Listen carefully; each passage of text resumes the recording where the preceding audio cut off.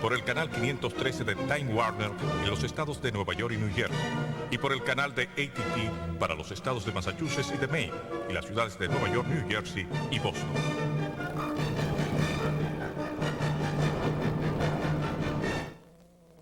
Saludos dominicanos en todo el territorio de la República y en ultramar en la costa este de los Estados Unidos de América, e igualmente a todos sus habitantes de habla hispana. Hoy, lunes 26 de agosto del año 2002, les traemos otra edición de Agenda Nacional. Este programa sustenta los valores de la libertad y la democracia y el derecho de los dominicanos y los latinoamericanos al desarrollo económico y social con apego y respeto a los principios de soberanía y autodeterminación que sustentan y hacen posible la convivencia pacífica de pueblos y naciones, para identificar y analizar los obstáculos que han impedido e impiden que alcancemos la condición de vida y la felicidad que somos acreedores. Les habla Leopoldo Espaillá Anita, y para llevar adelante este programa contamos, como siempre, con la ayuda y colaboración de nuestro amigo el licenciado Roger Orlando Piña. Muy buen día, muy buenos días. Espero que te encuentres. Bueno, vamos a ver cómo iniciamos esta semana, ¿verdad? Tenemos aquí unas expresiones del Santo Padre. Ese es el tema de apertura de nuestra agenda de hoy, Santo Padre y la ecología, en ocasión precisamente de que se va a celebrar en Sudáfrica la conferencia de desarrollo y ecología, que ya está en alto cuestionamiento por los grandes países, los países, sobre todo Estados Unidos, que no va a asistir. Este es el titular. Dice, el Papa insta a la humanidad a salvaguardar la creación. Bueno, indudablemente que debe estar dirigiéndole ese mensaje a los Estados Unidos, el gran ausente, y además el gran proveedor de contaminación. Realmente no sabemos hasta dónde va a poderse resistir esa situación en la cual el país que está contribuyendo con la cuota mayor de contaminación, producto de las emanaciones industriales, producto de las emanaciones de los vehículos y de toda la actividad económica que es contaminante en los Estados Unidos. Ahora hay una nueva fuente de contaminación incluso en el Pacífico. Esa nube que se estaba denunciando hace poco estaba formada en gran medida también por los incendios. Y esa es una situación que también ha estado ocurriendo en los Estados Unidos. Este verano ha sido mortal para la foresta norteamericana. Por cierto que el presidente Bush se apareció con una propuesta. ¿Qué iniciativa? Una propuesta que ha provocado una gran reacción de parte de sectores conscientes de los Estados Unidos, precisamente por eso fue tan violenta la reacción de la gente de Portland, en Oregon. Sí, hubo una manifestación de choque con la y ahí policía, se denunciaba que esa medida que proponía el presidente Bush de liberalizar la recogida o extracción de madera de los bosques como una manera de prevenir los incendios era una forma de favorecer intereses, lo que en los Estados Unidos llaman los intereses especiales. Que hay que decir que nosotros, en nuestra profesión de arquitecto, a mí siempre me llamó la atención el hecho de que toda la construcción residencial suburbana de los Estados Unidos, o sea, la que no se hace en el centro de las ciudades, que se hace ya en grandes edificios, con estructuras de acero y recubiertas de hormigón, lo que se construye en la suburbia, como se le llama a todo el conglomerado que es el suburbio de cada ciudad, es madera. en madera. Un material que es vulnerable a los huracanes, por ejemplo, en la zona como la Florida, que es una zona propensa a recibir los impactos de los huracanes, como para los incendios. Y los tifones en el Medio Oeste. Entonces, no son tifones. Los tifones en el Pacífico. Sí, los tifones son en el Pacífico, sí. Los violentos fenómenos esos que ocurren en el Medio Oeste, que ahora no me viene a la mente la designación meteorológica. Y me borraste la mía, porque eso se contagia. Sí. Sí. Bueno, el asunto es que ese es un sistema de construcción vulnerable vulnerable. Se quema, se destruye con un huracán o con una tornado. Y bueno, yo he visto que incluso estructuras grandes en poblados pequeños, como por ejemplo supermercados, en lugar de hacerlos de hormigón, los hacen de madera y metal. Y claro, se ha metido, por ejemplo, un tornado por en medio de un pueblo. Usted sabe que el tornado es un fenómeno muy definido, va por un curso y va destruyendo todo lo que da en el curso donde él toca con el suelo. Y desde luego impacta de acuerdo con la velocidad de sus vientos, pero destruye a donde toca. Y cuando pasa por en medio de un edificio de eso, como yo lo he visto, destruye todo el edificio. Quiere decir que además es una forma de construcción que por tanto lesiona la seguridad de las familias. Sin embargo, en Estados Unidos, el país más rico del mundo, en lugar de usar el material noble, que es el hormigón, hasta en las viviendas de lujo se utiliza la madera y se le disfraza de hormigón. Que ahí es donde yo rechazo esa forma constructiva y digo, bueno, yo la aceptaría con el criterio de que eso es un recurso de economía. Es decir, esto se va a hacer para que la casa pueda llegar a las familias porque se economiza entonces una cantidad de dinero, pero ese no es el caso. Mansiones hechas de esa manera. Entonces, bueno, es obvio que ahí hay un factor que no obedece a la lógica, a la simple de lógica las económica. cosas. Sí. Bueno, vamos a ver. La tasa de cambio. Oh, no, descubren oro en la zona este del país. No me saltes eso, que Ese eso fue... es uno de los temas más importantes. Eso fue un hallazgo de mi archivo de recortes. Esto yo lo había recortado de esta página y lo tenía apartado. Realmente no le había dado un estudio al asunto. Y ayer, afortunadamente, poniendo en orden todos los periódicos viejos, encontré de abril de este año, el 30 de abril, esa información.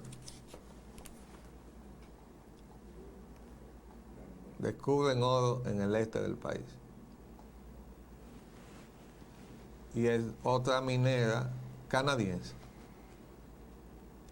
Entonces, oigan esto.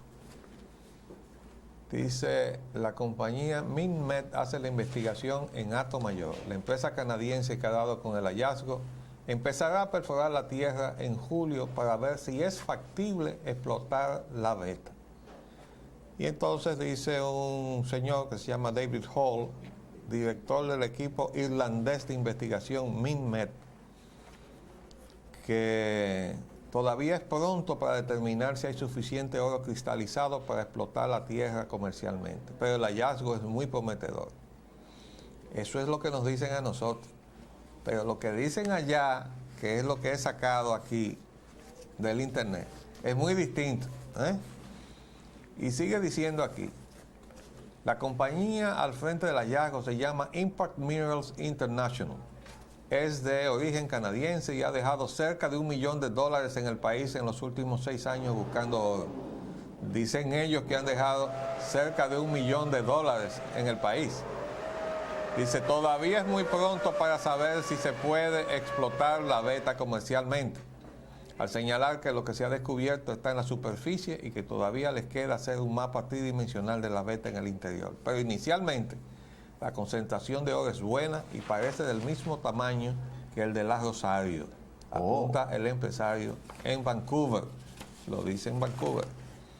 Después sigue diciendo, la mina La Rosario en Cotuí es uno de los yacimientos de oro, dice el reportaje, es uno de los yacimientos de oro más valiosos del mundo, con unas estimadas 20 millones de onzas de oro y 200 millones de onzas de plata en reserva. Se trata de la segunda beta de cristalización de minerales más importante de América Latina, después de Yanacocha en el norte de Perú. Potosí de Perú. Y sigue diciendo aquí, actualmente hay más de 5 compañías internacionales con sus equipos de investigación buscando oro en el país. Y termina el artículo diciendo, las perforaciones de Impact Mineral International, por ejemplo, van a requerir una inversión inicial de $250,000. Bueno, el asunto es que todo eso se está haciendo. Sale en el Caribe, porque el periódico se ha hecho el propósito de hurgar ciertas informaciones económicas. Pero no se le da las entidades encargadas, las oficinas de la Dirección General de Minería y la nueva entidad esa que instalada en el Palacio Nacional no se encarga de decirle al país la verdad de lo que tiene. Y eso es una situación crónica en la República Dominicana. Es decir, la verdad de lo que nosotros tenemos no se sabe aquí, se sabe fuera. Y eso es así para podernos engañar, para poder venir y llevarse lo nuestro. Porque si nosotros no sabemos lo que tenemos, es muy fácil venir y decir, mire, usted tiene un pedacito de tierra por allí que creo que si lo sembramos de guineo puede darse muy bien el guineo. Deme esa concesión que está ahí. Y resulta que ya ellos tienen identificado y cuantificado todo lo que hay. Entonces, así no podemos avanzar. Por eso nosotros no despegamos de la condición de país en desarrollo o subdesarrollado. Porque toda la riqueza que está en nuestro suelo, porque así se dispuso cuando se creó el mundo, que ese suelo estuviera dotado de toda esa riqueza subyacente, pues no se lo llevan. Nosotros no sabemos que está ahí, ellos sí lo saben, ellos vienen y se lo llevan. Claro, con la complicidad de algunos dominicanos que tienen la condición de dominicanos porque nacieron aquí, pero podrían haber nacido en cualquier otra parte del mundo, para la defensa que hacen de lo que es del interés de todos. Por eso los dominicanos somos cada día más pobres, pudiendo ser, si no ricos, por lo menos, pueblo con sus necesidades satisfechas. Y nosotros somos un pueblo pobre con muchísimas necesidades. Entonces aquí están las informaciones.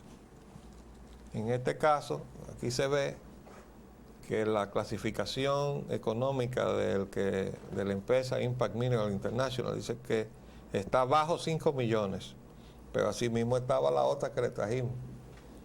Y aquí también dice que su categoría es una empresa junior, que ellos le llaman así, quiere decir que no es una empresa de gran tamaño. Pero con esa es que estamos negociando y entregándole todo lo que tenemos.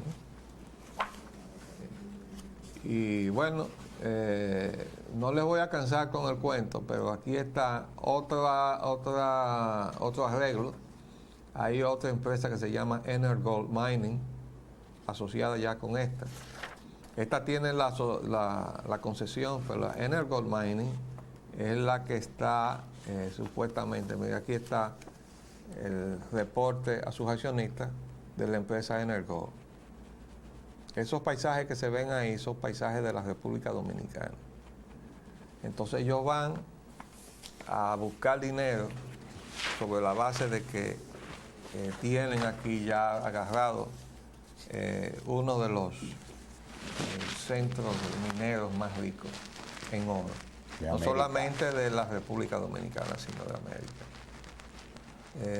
Y aquí, fíjense cómo dice esta promoción, que la compañía permanece concentrada en la República Dominicana, que es la ubicación de Pueblo Viejo, el segundo depósito más grande del mundo, dice ahí, en oro de sulfuro. Eso es lo que le acabamos de entregar a Placerdón, Eso es. Para que hagan un pago de $500,000 al Estado y una fracción de por ciento de las ventas. Ya le he dicho que esa comisioncita que está ahí aposentada en Palacio, el presidente le va a tener que tomar cuenta primero, pero el pueblo dominicano le tiene que tomar cuenta a esos tres señores de lo que están haciendo con la riqueza minera de la República Dominicana. Sin darle ninguna divulgación, ninguna información al pueblo. Ellos no se deben a nada, ni a nadie.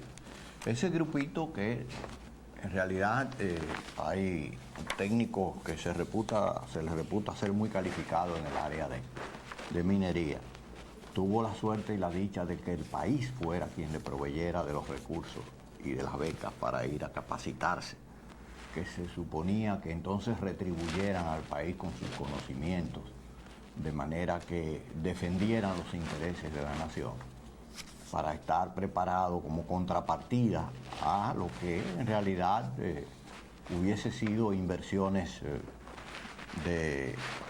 legítimas y de honestidad, pero haciéndolo de la forma que los están haciendo y lo han estado haciendo siempre. Óyeme, Roger, es que eso es lo que pasa tristemente casi con todos los Así es. que van a estudiar fuera. Sí, ligeras excepciones. Y los economistas, tú no ves el ejemplo de los economistas, Sí. vienen formados cuadros de defensa de los intereses de la inversión extranjera para adulterar todo el Estado de Derecho en la medida que sea conveniente a esos intereses. Y ellos son aquí los representantes de todo eso, los comisionistas también. Los gobernadores de Banco Central, que negociaron la refinación del oro dominicano para refinadoras del exterior y perciben una comisión mientras eso esté funcionando. Los miembros de Junta Monetaria. Sí, algunos funcionarios de otros niveles. ¿Verdad? Entonces eso es el asunto. Mientras tanto, el pueblo que se lo lleve el diante, ¿verdad? Pero nosotros vamos a seguir vigilando esto y les vamos a traer más pormenores, porque todavía estamos buscando, con esta nueva información, todavía estamos rastreando. Hay como 5 empresas, como dicen ahí, que están buscando la riqueza dominicana para dejarla, no para llevársela. Entonces de eso se trata, dominicanos. Ahora sí vamos a adentrarnos en la tasa de cambio. El dólar se vende a 18,80 con tanto oro que tenemos. Agentes dicen que no tienen tasa de cambio, amenaza con acercarse al 19 por 1. Sí, miren, ese Cotización titular. 18.90 por 1. Eso es una situación que ya sabemos que es el producto de las decisiones del Banco Central. El Banco Central interviene el mercado no para bajar la tasa, sino para poner dólares a disposición de quienes lo van a comprar al precio que sea para llevárselo, porque eso es lo que es el propósito y la política del Banco Central. Y miren este titular: el futuro desalentador en América Latina, ¿verdad? Y aquí hay un trabajo que trae el periódico hoy, el sábado, que está citado en Montevideo. Y entonces, en una reunión que se está celebrando allí, se ha pintado un cuadro realmente desolador para lo que es el futuro de América Latina y el Caribe. Entonces, bueno, claro que tendrá que ser desolador si nos están asaltando. No queda nada, se lo llevan todo. Y entonces ponen la economía que toque fondo, que lo vamos a analizar más adelante. El precio del petróleo y combustibles, los precios internos del fin de semana, suben todos los productos, todos. Bueno, recuerden que la semana pasada, fin de la semana pasada, las autoridades del gobierno estaban hablando, e incluso el propio presidente en un momento dado se refirió a ello, dijo que estaba ya casi en $30. Entonces yo le expliqué, señores, estos son cotizaciones de bolsa, y esas cotizaciones son el resultado de esas iniciativas que ha tomado la Casa Blanca de amenazar con hacer una guerra a Irak, porque los precios del petróleo todos iban en descenso, junto con la condición de estancamiento de la economía mundial. Entonces, para estimular el aumento de los precios, entonces hay que crear un poco de desasosiego. Bueno, ¿y quién mejor que los Estados Unidos puede crear desasosiego si habla de hacer una guerra? Todo el mundo se espanta. Ya hablaremos de eso también. Bueno, el resultado fue ese, pero ya habíamos dicho, eso es cotización de la bolsa, no tiene nada que ver con los precios de contrato, que son los precios que se rigen las relaciones de un país a otro país, como es el caso del Acuerdo de San José, o de una empresa con otra empresa, que son no son compras esporádicas o de ocasión, que son lo que se llaman compras spot, sino que son a medio plazo, a término medio, que son contractuales. Entonces los precios que rigen eso es diferente. Entonces fíjense además que los precios de Estados Unidos no son los precios de Venezuela.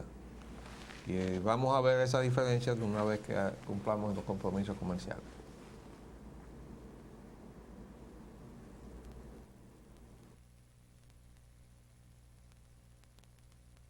Pues bien, los precios de los combustibles este fin de semana subieron todos. La gasolina premium subió 62 centavos a 42,21 el galón.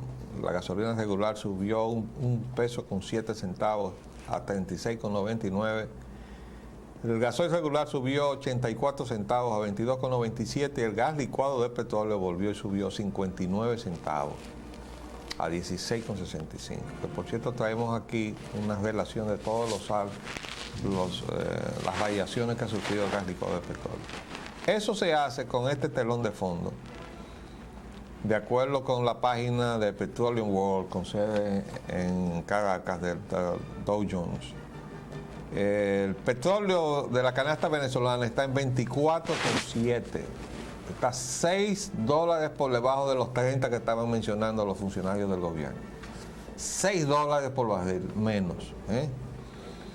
La canasta de la OPEP está en 25,76, mientras la canasta venezolana está en 24,7. La West Texas Intermediate de Estados Unidos está en 28 y el Brent de Mar del Norte en 26,49, que se lo sacan del fondo del mar. Ese es el británico. Americano, ¿verdad? No, lo que pasa es que el West Texas Intermediate está más cerca de la fuente de la especulación, que es Wall Street. Wall Street. Ahora, fíjense las variaciones del gas licuado de petróleo. Comenzaron en junio 22 con 15.34, pasó en junio 29 a 15.46, subió 12 centavos. En julio 6 bajó a 15.28, bajó 18 centavos. En julio 13 bajó a 15.7, bajó 21 centavos. En julio 20 volvió a subir a 15.36, subió 29 centavos. En julio 27 subió a 15.41, subió 5 centavos. En agosto 3 subió a 15.76, subió 35 centavos. En agosto 10 bajó a 15.73, bajó 3 centavos. En agosto 17 subió a 16,6, subió 33 centavos. Y ahora en agosto 24 subió a 16,65, subió 59 centavos. Quiere decir que de junio 22 a agosto 24 ha subido $1.31 el galón. O sea, un 8.54%, casi un 10%. Entonces, explíqueme eso, porque el petróleo no es verdad que ha variado eso. Que ya hemos dicho que eso no es más que una cosa caprichosa que se hace ahí en la Secretaría de Industria y Comercio. Pero hay otro componente también, que es la devaluación del peso. Ellos han, desde luego, influido ahí. Bien que influye, ¿no? Que impacta directamente, más que influir, impacta directamente sobre el precio final del producto, en peso.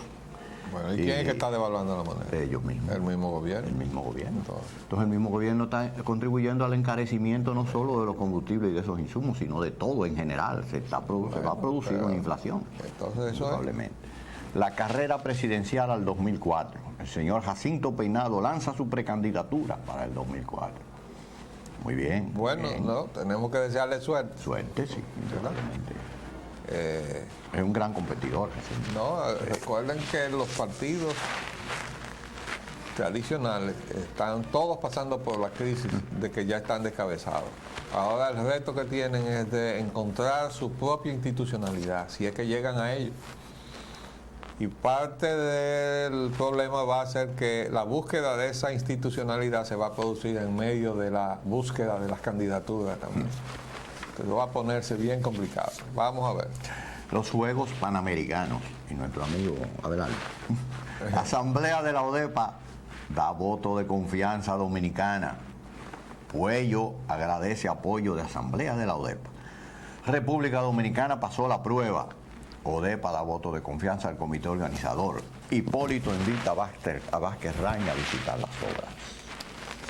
Hipólito llama azaroso a los que critican los panamericanos y dice que evento es compromiso del pueblo, del país.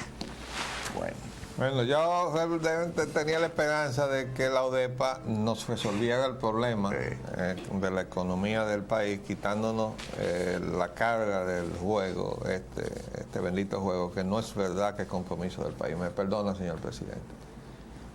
Cuando usted presentó su programa de gobierno, usted no incluyó nada concerniente a eso, y por tanto nosotros no votamos por eso. Y entonces la decisión de asumir eso tampoco eso fue motivo de una consulta ni un plebiscito.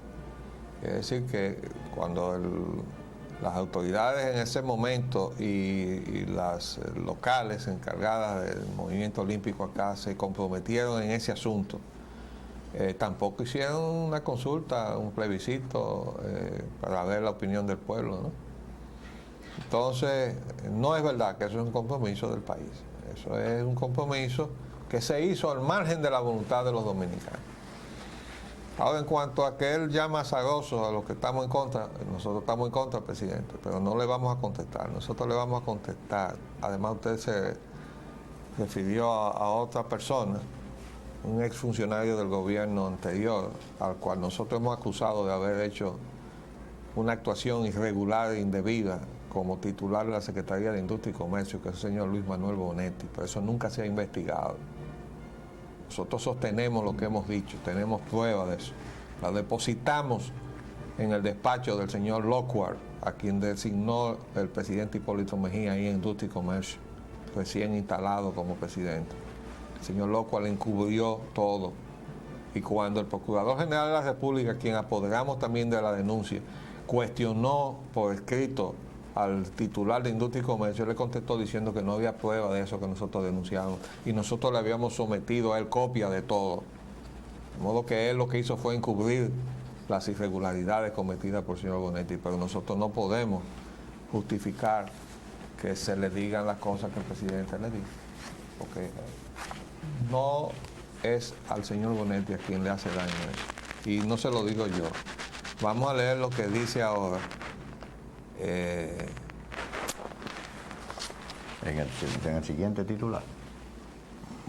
Sí, vamos a ver lo que dice aquí El presidente Mejía, declaraciones del señor presidente. Reacciones del presidente Mejía recorren el mundo. Sí, explica que nombró a Pérez Bello por lealtad a Joaquín Balaguer. Bueno. Hay una situación que al presidente se le escapa, y es que con esas expresiones destempladas con que él a veces nos inaugura la mañana, resulta que eso viene a ser tan chocante para otros países y para mucha gente, que aquí está, que el periódico hoy le dedicó una reproducción a una crónica que hizo una agencia alemana, ¿verdad? Ahí está, la DPA. Dice, la agencia alemana de prensa dice que el mandatario llama talibanes a los periodistas.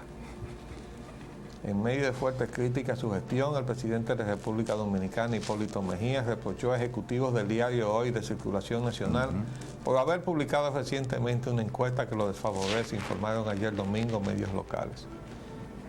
Enarbolando resultados de una indagación oficial, el presidente Mejía aseguró que no se dejará allantar, dice entre paréntesis, convencer de hacer algo que uno no quiere, cierre de paréntesis, por Miguel Ángel Velázquez Mainardi y Bienvenido Álvarez Vega, coordinador y director ejecutivo del diario Hoy, respectivamente, a quienes acusó de hacer arreglos con terceros para chantajear. Mejía, quien habitualmente califica a diversos periodistas que cubren la fuente presidencial de talibanes y a opositores de babosos y dinosaurios, dijo en declaraciones a un programa televisivo que la encuesta oficial evidencia que la ciudadanía da una buena puntuación a su gestión gubernamental iniciada hace 2 años, el 16 de agosto del 2000. También dice aquí, el presidente Hipólito Mejía dijo anoche que en el nombramiento del mayor general Luis María Pérez Bello como subsecretario de las Fuerzas Armadas no hay política, sino un reconocimiento de la lealtad de ese militar hacia el doctor Joaquín Balaguer. Y expresó que si el Partido Reformista Social Cristiano, PRCC, se lo pide, lo quita inmediatamente. Bueno, pues el presidente se contradice. Porque él dice que en esa designación no hay política, pero dice que si el PRSCC, Que es un partido político. que es un partido político y al cual sirvió el general Pérez Bello, esa es la lealtad que él se refiere al líder de ese partido, se lo pide, él lo quita. Entonces eso es político. Entonces además, queremos decir que el fundamento de esa designación, si es verdad que fue eso que dice el presidente, que uno tiene que dudarlo. Si fuera así, bueno, pues el presidente tendría que llenar su gobierno de mucha gente que fue leal al doctor Balaguer, ¿verdad? Porque tendrá que premiarle su lealtad al líder desaparecido. Y hacerlo entonces también en el ámbito militar, eso es sumamente delicado, porque hay que ver que el señor general Pérez Bello, tengo entendido que ya pasó la edad de retiro. Entonces, se mantuvo ahí, bueno, porque había que mantenerlo, porque era la persona de confianza del doctor Balaguer. Y así no se puede manejar las instituciones, y menos las instituciones castrenses. Claro. No hay ningún jefe de Estado, ningún presidente No se está puede. para satisfacer lealtades. Si quiere que le dé una condecoración, ¿verdad? No, pero debió dárselo el doctor Balaguer, cuando era presidente, decirle, te premio tu lealtad a mí y entonces yo te condecoro. Vamos a leer Columna lo que de César dice Mella, César el Mella. doctor César Mella, Yo creo que, psiquiatra prominente. no, creo que da la casualidad que ese precisamente no lo trajimos. El doctor Mella, en su columna de ayer domingo, le hace ciertas reflexiones al presidente, porque es a él a quien se lo dirige. Él le dice que cuando personas de connotación social y política usan expresiones destempladas, se hacen daño a sí mismos. Y eso es lo que le hemos estado diciendo al presidente de la República. Esas expresiones que él ha estado teniendo con todo el mundo, que ahora le recoge una agencia alemana y que reproduce hoy el periódico Hoy, es a él a quien le hace daño. Y tengo entendido que en otros países no se comenta favorablemente ese estilo del presidente Mella, que ya es conocido internacionalmente. O sea, él tiene que hacer conciencia de eso. Bueno, porque es el presidente de los dominicanos. Si no lo quiere hacer por él, que lo haga por la condición que tiene de presidente de todos los dominicanos. Porque el doctor César Mella escribió sobre el asunto de salud y otras cosas. Salud mental, desde luego, se Sí, refiere. bueno, eso es. Junta Central Electoral. Él es psiquiatra Sí, y además es funcionario del gobierno. correctísimo. Senadores PRDistas ratificarán 5 de los jueces de la Junta, incluyendo el señor presidente.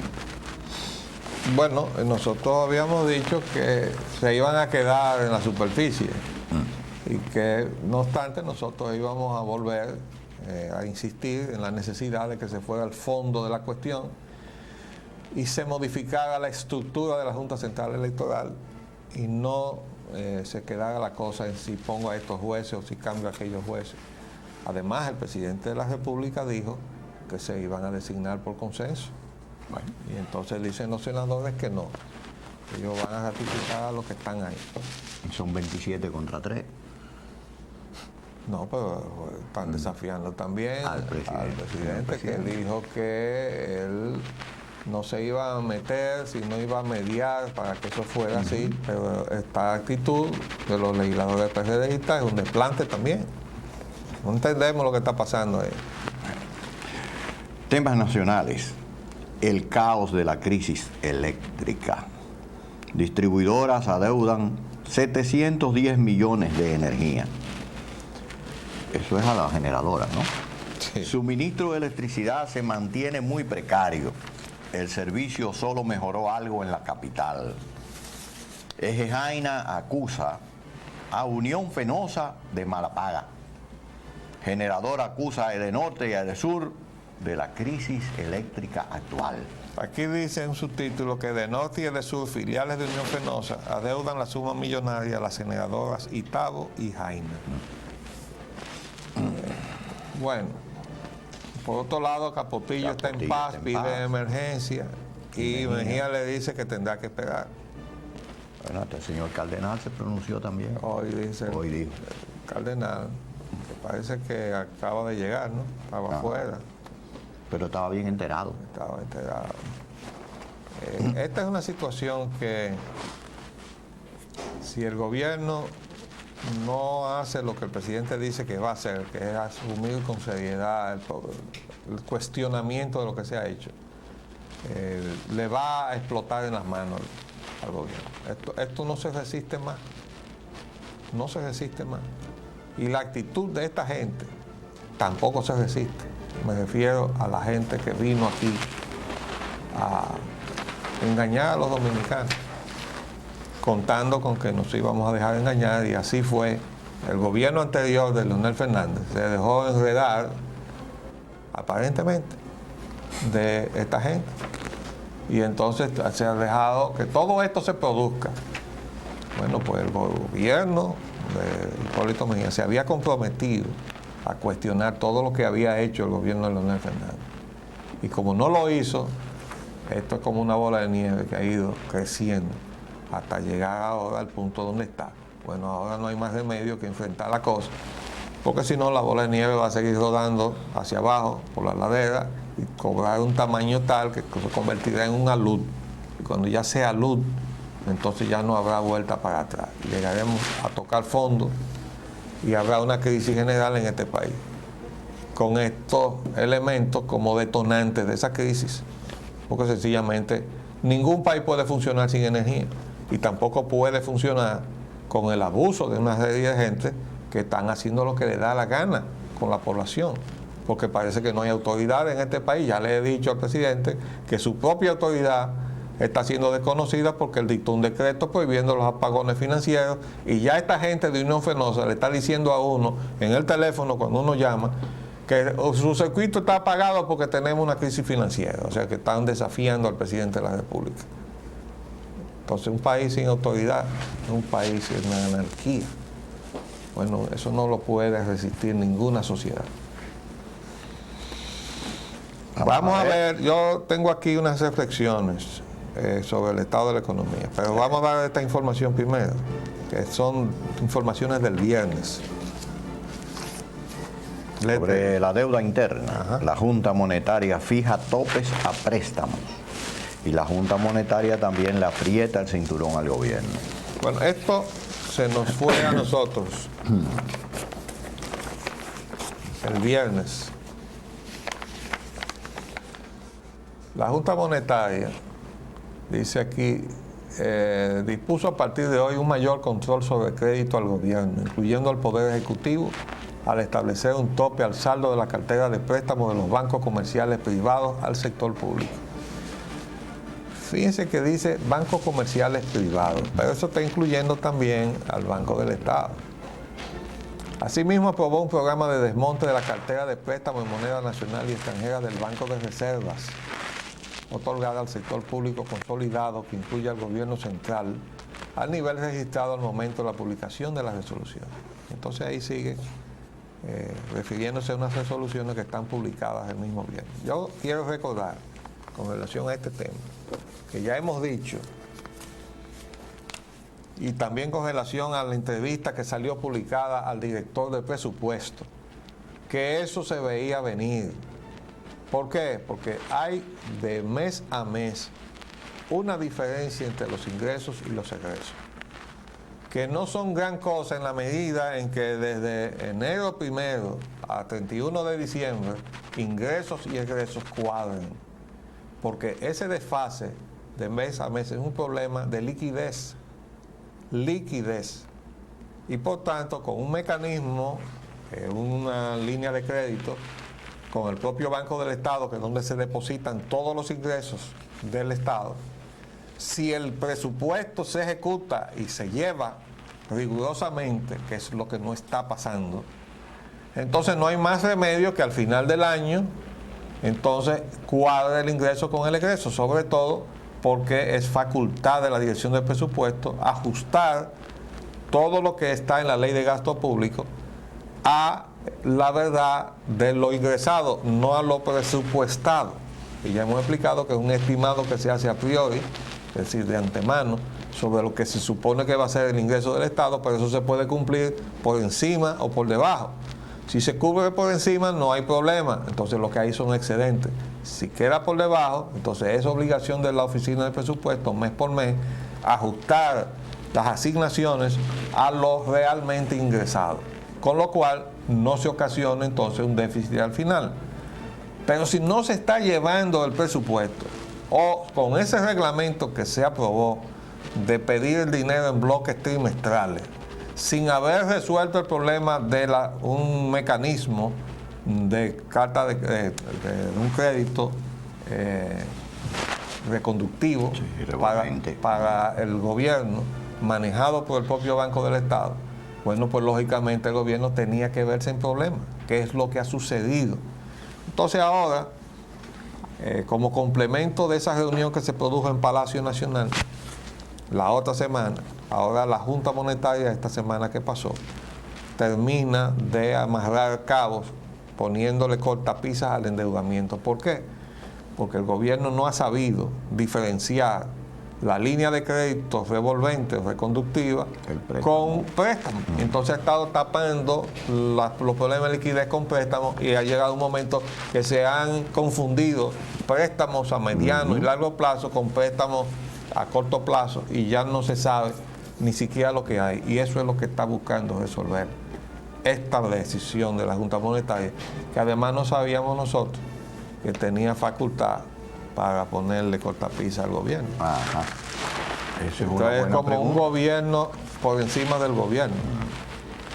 Hay quien esté cuestionando también otra resolución de la Junta Monetaria y muy lógicamente que así lo haga, porque ese cuestionamiento tiene una sustentación jurídica muy concreta y es la de que traspasar la comisión cambiaria a la aduana convirtiéndola en un impuesto. Entonces la Junta Monetaria no tiene facultades para imponer nada, solamente el Congreso impone impuestos. Así es. Entonces ahí está la cuestión de dirimir esto jurídicamente y la Suprema Corte debería pronunciarse en ese sentido. ¿Cuál Suprema? Ese es el problema. Acuérdate también que yo dije aquí que al único jurista que yo le he escuchado acusar a la Junta Monetaria de actuar fuera de su base legal es al doctor Leonardo Conde, que es además economista. O sea que él como economista, que es además jurista, o jurista que es además economista, tiene una percepción mucho más profunda de lo que está sucediendo ahí en esa Junta Monetaria. Y él en un programa de televisión acusó a la Junta Monetaria de estar actuando en contra de la base orgánica y jurídica del Banco Central, que es verdad. Entonces, todas esas decisiones que además no se ponen no se calzan con la firma de quienes la deciden, sino que es una cosa clandestina. Sale un aviso que dice, la Junta Monetaria, se avisa que la Junta Monetaria decidió tal cosa, pero eso no es una publicación oficial. Lo que exige el Estado de Derecho en la República Dominicana es que salga una resolución de la Junta con las personas que lo decidieron, firmándolo, haciéndose responsable de lo que esté ahí. Los que estaban y no estaban. Para poderle tomar cuenta después. No, es una cosa anónima, clandestina. Como un Sanedrín. Así fue que se aprobó también dejar fuera los aportes, las 2/3 partes que debieron haber aportado los llamados inversionistas, que no lo son, que entraron a la capitalización, lo dejaran allá. Y eso se dio con una resolución complaciente de la Junta Monetaria a petición de la CREP, presidida por el doctor Antonio Isa Conde. ¿Y quiénes eran los miembros de la Junta Monetaria de entonces? Nadie lo sabe. No, porque apareció la Junta Monetaria. Sí, la Junta Monetaria además como hubo cambios, ya no son los mismos, aunque haya quedado uno que otro. Pero la costumbre, el hábito ese de firmar la Junta Monetaria debería ser como usted dice, cada miembro poner su firma ahí. Definitivamente. Ahora, esto está demostrando que las cosas se habían salido del control del gobierno. Ahora, déjeme decirle esto. hay unas informaciones, por ejemplo, aquí dice, la seguridad social requiere aportes por 1.000 millones. Pero tenemos otro titular de agosto 5 que dice, Superintendencia de Pensiones, inician estudios para crear seguro de desempleo. ¿Qué quiere decir eso? Que la seguridad social en este país, desde el punto de vista de lo que es en Estados Unidos, no hay nada todavía. Está hablando de algo que no va a poder ser. ¿De dónde van a salir los 1.000 millones eso? De ninguna parte, no los hay. Entonces, yo quería decir lo siguiente. A nosotros se nos ha impuesto un modelo económico que se basa en el darwinismo económico. Es decir, Darwin fue aquel que propugnó por la sobrevivencia del más apto, quiere decir el más débil que se muera, el más débil que se muera o desaparezca, ¿verdad? Pero eso aplicado a la economía significa que las economías más débiles que desaparezcan, las empresas más débiles que desaparezcan o que cierren. O entonces en Estados Unidos no, tienen el capítulo 11. Para acogerse a quiebra, protección entonces, de el la Estado, corte, etc. Viene en ayuda de la empresa porque se declaró en quiebra y se acogió al capítulo 11. Pero nosotros no tenemos capítulo 11. Ni ningún otro capítulo. Pero además, cuando una empresa en Estados Unidos lanza a la calle miles de empleados, automáticamente el Estado los recibe en el seguro de desempleo y les garantiza que no salen tampoco del mercado, es decir, como fuerza que tiene capacidad de consumo, ¿verdad? Ellos siguen consumiendo, que reducidos, desde luego. Sí, porque es una proporción. Porque es una proporción de los ingresos los que se reciben. Pero no los deja desamparados. Nosotros no tenemos nada de eso. Entonces, aquí está supuesta a aniquilarse, como han pasado muchísimas empresas que han desaparecido, han ido a la calle muchísima gente y por tanto también han quedado desamparadas muchas familias, pero nosotros no tenemos seguro de desempleo. De modo que hemos admitido que nos apliquen una regla que es inclemente, pero allá tiene clemencia en los Estados Unidos. ¿Por qué? Porque los mecanismos existen. Aquí no están los mecanismos, pero está la regla. Vamos a seguir hablando de eso, porque por eso estamos mal los dominicanos. Bueno, se nos acabó el tiempo por el día de hoy. Vendremos mañana, si Dios así lo permite. Les hablamos Leopoldo Espaillat Anita y Roger Ogando. Hasta luego.